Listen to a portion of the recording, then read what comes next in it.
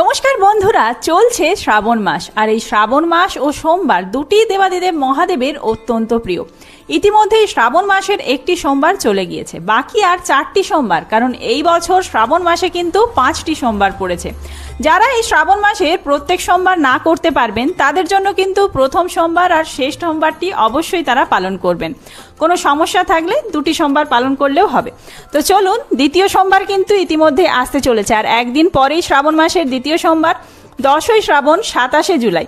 এই দিনেই পালিত হবে শ্রাবণ মাসের দ্বিতীয় সোমবার। এই দ্বিতীয় সোমবারে আপনারা কি কি উপকরণ নিয়ে দেবাদিদেব মহাদেবের পুজো করবেন, কি নিয়ম মেনে পুজো করবেন, কি মন্ত্রোচ্চারণ করবেন, সমস্তটাই থাকছে আজকের ভিডিওতে। তার সাথেই আপনারা যারা দেবাদিদেব মহাদেবের পুজো করছেন, উপবাস করলে কি খাবেন, কি কি খাওয়া যাবে না, সেটিও থাকছে আজকের ভিডিওতে। তো চলুন বন্ধুরা, আর দেরি না করে ভিডিওটি শুরু করা যাক। যদি আমার চ্যানেলে নতুন হয়ে থাকেন অবশ্যই চ্যানেলটি সাবস্ক্রাইব করে এবং ভিডিওতে একটি লাইক করে শেষ পর্যন্ত সাথে থাকবেন। আশা করি ভিডিওটি আপনাদের জন্য খুবই হেল্পফুল হবে। ভিডিওটির মূল পর্বে যাওয়ার আগে দেবাদিদেব মহাদেবের যারা ভক্ত রয়েছেন অবশ্যই কমেন্ট বক্সে লিখুন হর হর মহাদেব, ওম নমঃ শিবায়। এই বছর শ্রাবণ মাস শুরু হয়েছে 18ই জুলাই থেকে, চলবে 18ই আগস্ট পর্যন্ত। শেষ সোমবার পড়েছে 17ই আগস্ট। মানে আমরা এই বছর শ্রাবণ মাসে শিব পুজো করার জন্য 5টি সোমবার পাচ্ছি। তাই অবশ্যই প্রত্যেকেই এই শ্রাবণ মাসে দেবাদিদেব মহাদেবের আরাধনা করুন।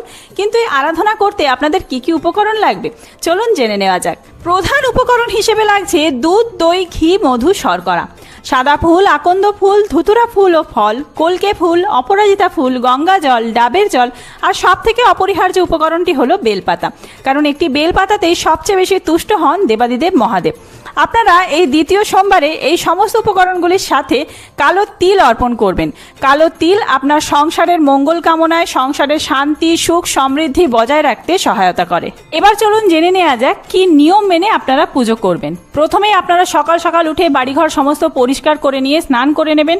স্নান করে ঠাকুর ঘরে প্রবেশ করবেন। ঠাকুর ঘর সমস্ত পরিষ্কার করে নিয়ে যা কিছু নৈবেদ্য বললাম, এই সমস্ত কিছু নৈবেদ্য একে একে জোগাড় করে রাখবেন এবং তারপরে পুজোয় বসবেন।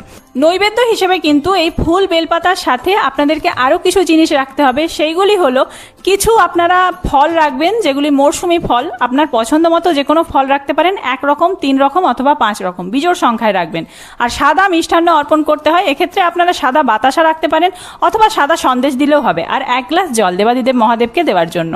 সমস্ত নৈবেদ্য সাজানো হয়ে গেলে এবার পুজোর পালা। পুজোর শুরুতেই কিন্তু একটি রেকাবিতে তামার, কাঁসার অথবা পেতলের অথবা পাথর বাটিতে আপনারা শিবলিঙ্গটি স্থাপন করবেন। শিবলিঙ্গ রাখার পর তার সাথে যদি ষাঁড় থাকে, ত্রিশূল থাকে, যা কিছু আপনাদের কাছে রয়েছে সমস্ত কিছু একে একে তাতে রাখবেন।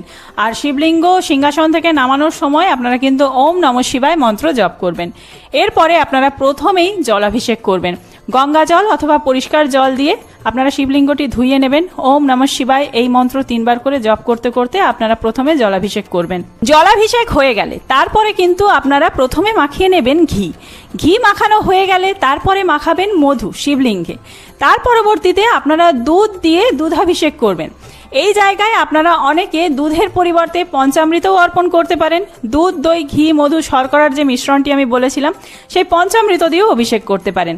এইভাবে আপনাদের দুধ আর পঞ্চামৃত দিয়ে অভিষেক করা হয়ে গেলে পরিষ্কার জল ঢেলে আবার ধুইয়ে নিতে হবে শিবলিঙ্গটি এবং তারপরে পরিষ্কার কাপড় অথবা তুলো দিয়ে শিবলিঙ্গটি মুছিয়ে নেবেন।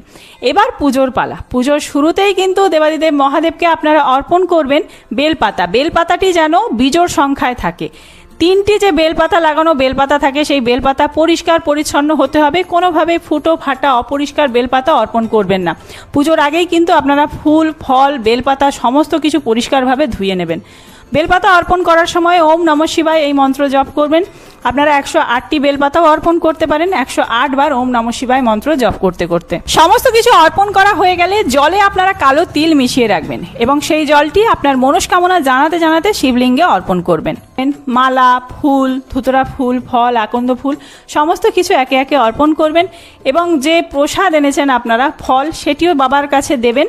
আর একটা প্লেটে বা রেকাবিতে আপনারা সাদা মিষ্টি বা সন্দেশ যা এনেছেন সেটি, তার সাথে 1 গ্লাস জল দেবাদিদেব মহাদেবকে নৈবেদ্য হিসেবে অর্পণ করবেন। এর পরবর্তীতে ধূপ আর দীপ দেখিয়ে আরতি করবেন এবং আপনাদের পুজো সম্পন্ন হবে।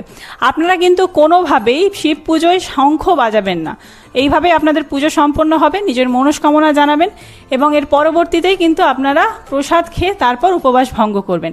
উপবাস ভঙ্গ করার পর এই যে সারাদিন আপনারা থাকবেন, কি খেয়ে থাকবেন চলুন জেনে নেওয়া যাক। উপবাস ভঙ্গ করার পর আপনারা যে কোনো ফল খেতে পারেন, যে সমস্ত ফল প্রসাদ দেবাদিদেব মহাদেবকে অর্পণ করেছিলেন সেই সমস্ত ফল প্রসাদ খেতে পারেন। তবে যে একটি গোটা ফল আপনারা অর্পণ করবেন সেটি কিন্তু সেই দিনে দেবাদিদেব মহাদেবের কাছ থেকে নেওয়া যাবে না।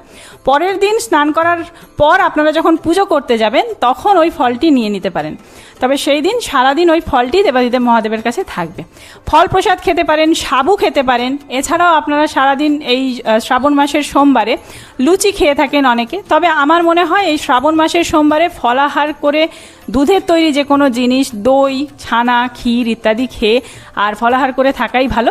অন্যান্য কোনো রকম আমিষ আহার তো একদমই গ্রহণ করা যাবে না এই দিনে, আর অন্ন গ্রহণ করবেন না। তো বন্ধুরা, আর কিছু যদি জানার থাকে অবশ্যই কমেন্ট করতে পারেন, আমি সেই প্রশ্নের খুব তাড়াতাড়ি উত্তর দেব। আজকের ভিডিওটি এই পর্যন্তই। খুব তাড়াতাড়ি নতুন কোনো ভিডিও নিয়ে আসছি, সেই সমস্ত ভিডিও দেখার জন্য অবশ্যই চ্যানেলটি সাবস্ক্রাইব করে সাথে থাকবেন। আর এই ভিডিওটি যদি হেল্পফুল হয়ে থাকে বন্ধুদের মধ্যে অনেক অনেক বেশি শেয়ার করবেন। ধন্যবাদ।